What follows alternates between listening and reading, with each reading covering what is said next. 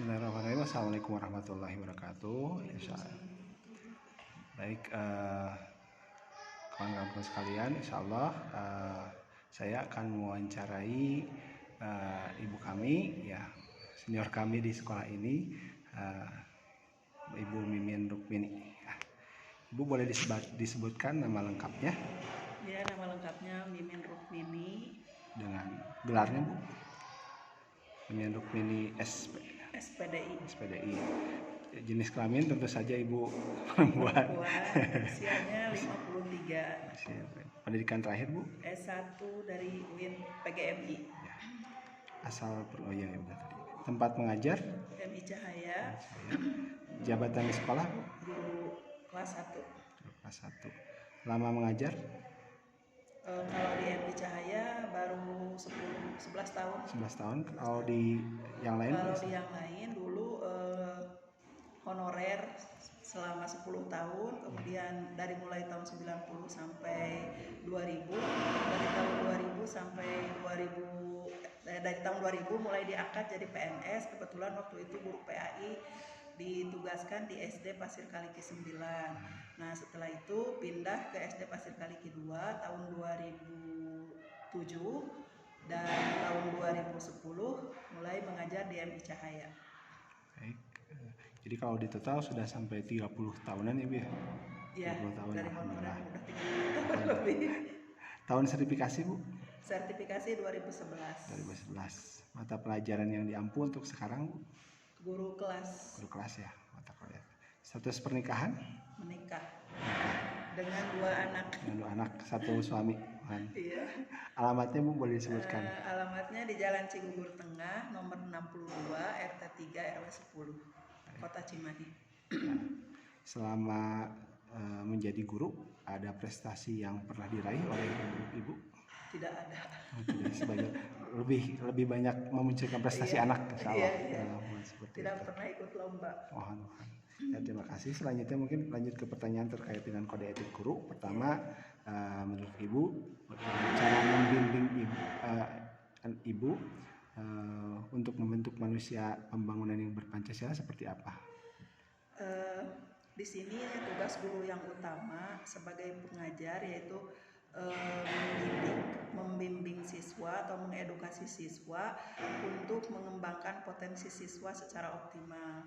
Nah, kemudian dari situ kita akan bisa mengembangkan mengembangkan potensi siswa itu untuk membentuk menjadi manusia yang utuh seperti yang diharapkan dalam pendidikan nasional, yaitu yang sehat jasmani dan rohani, dengan tujuan untuk bisa mengemban nilai-nilai Pancasila dalam kehidupan sehari-hari. Alhamdulillah, ya, terima kasih, Ibu. Untuk selanjutnya, bagaimana cara Ibu menunjukkan kejujuran profesional dalam menerapkan kurikulum sesuai dengan kebutuhan anak didik masing-masing? Menjadi diri sendiri saja. Misalnya kalau kita tidak mampu untuk melakukan sesuatu, maka bilang saja tidak mampu. Jangan kita berpura-pura mampu padahal tidak. Contohnya misalkan untuk guru ya, profesional saya misalnya profesinya jadi guru kelas seperti itu, membimbing anak-anak yang normal, yang biasa itu tidak bisa untuk membimbing anak yang berkebutuhan khusus. Nah, untuk itu kita menjadi diri sendiri sajalah, tidak usah memaksakan untuk menjadi orang lain, tetapi kita tetap wajib harus mengembangkan potensi yang ada dalam diri kita sendiri.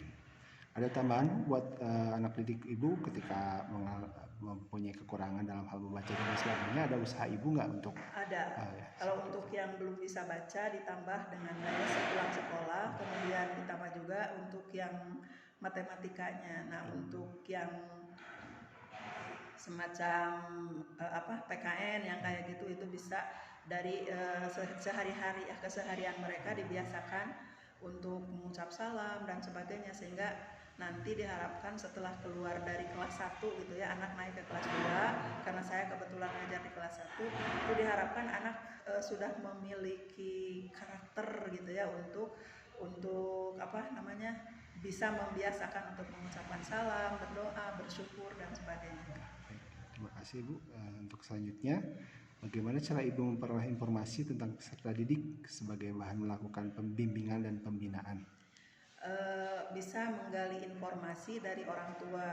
Kita menanyakan kepada orang tua atau kita berkomunikasi dengan orang tua, misalnya dengan home visit dan sebagainya, menanyakan minat dan bakat anak tersebut. Kemudian motivasinya gimana, itu untuk memudahkan kita sebagai pembimbing atau pendidik, memudahkan mengarahkan mereka sesuai dengan minat dan bakatnya. Jadi anak tidak terlalu jauh gitu ya untuk meraih sesuatu, itu disesuaikan dengan kemampuan minat bakat anak tersebut.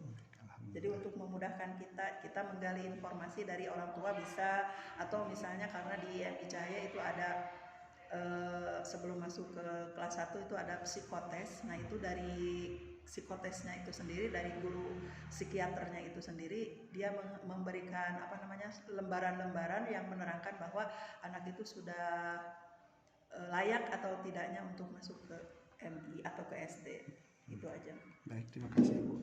Selanjutnya, bagaimana cara Ibu menciptakan suasana sekolah yang sebaiknya yang menunjang berhasilnya proses belajar mengajar? Sebagai seorang guru, seorang pendidik, kita harus bisa menyiasati membuat lingkungan belajar itu menjadi kondusif, menjadi efektif, gitu, menjadi lebih menyenangkan untuk anak. Nah, kita berusaha untuk membuat lingkungan belajar anak tersebut menjadi bervariasi. Misalnya kalau ada di dalam kelas, mungkin dengan bangku-bangkunya yang dirubah setiap minggunya, atau misalnya suatu saat anak dibawa ke luar kelas. Nah, anak dibawa ke luar kelas, tapi anak tersebut harus tetap mematuhi aturan-aturan yang diberikan oleh guru. Nah, kita sebagai pembimbing, kita mengarahkan, kita mengkomunikasikan kepada anak sehingga anak senang untuk bertanya, senang untuk belajar. Jadi sifatnya seperti dalam keluarga saja.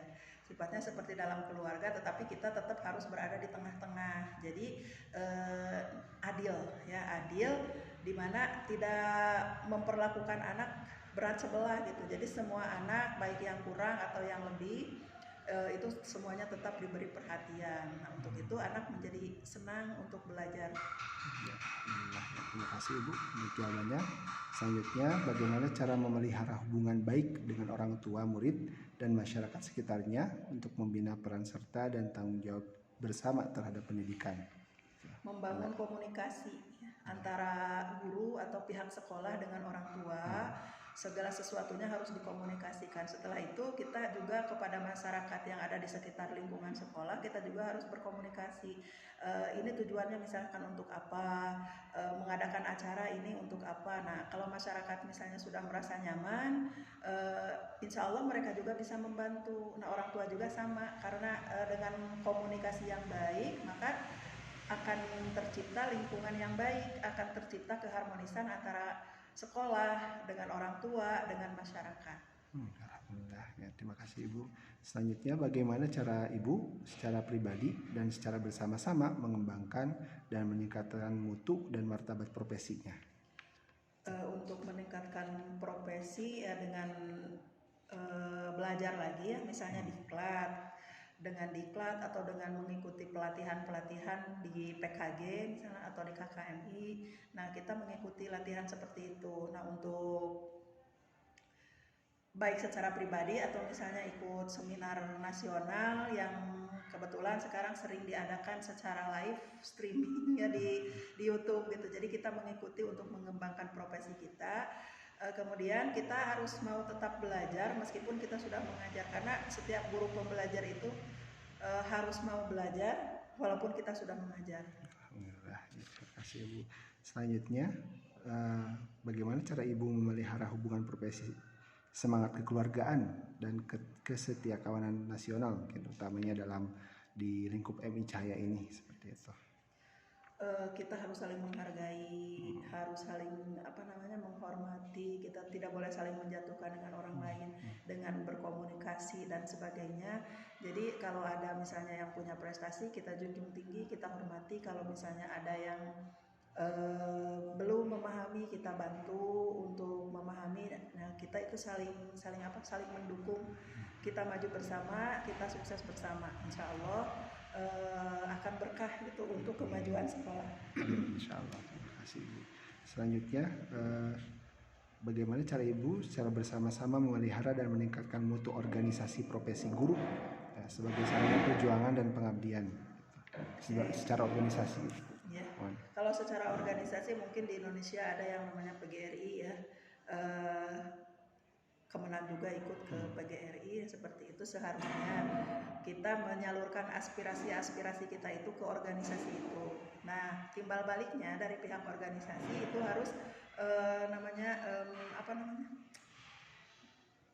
memperjuangkan hak-hak sebagai seorang pendidik itu jangan sampai timpang, karena sejauh ini masih suka ada yang kita merasa minder lah kalau kita ngajar di SD dibanding dengan orang yang mengajar udah di SMP atau di sanawiyah ya.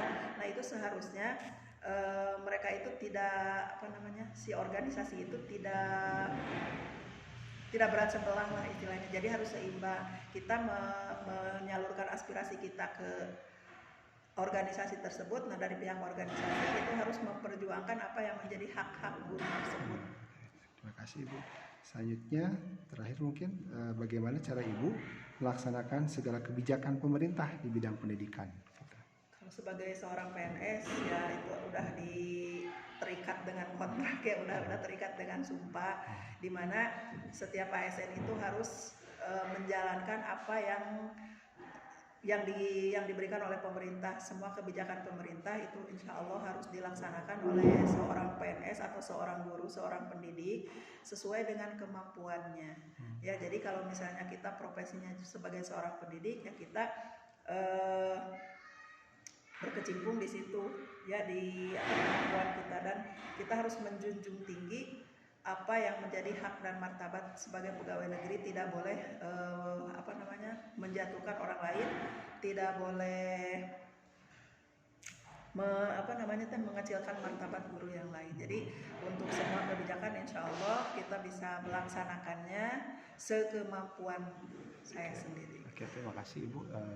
Moga-moga apa yang disampaikan oleh Ibu bisa mewakili para senior kami ya, sehingga menjadi pembelajaran buat para guru yang masih muda, yang masih belum banyak pengalamannya gitu. Terima kasih atas kesediaannya untuk Bu Mimin, dan terima kasih. Mungkin saya akhiri wawancara kali ini dengan baca hamdalah. Alhamdulillah. Syukuranakum. Assalamualaikum warahmatullahi wabarakatuh.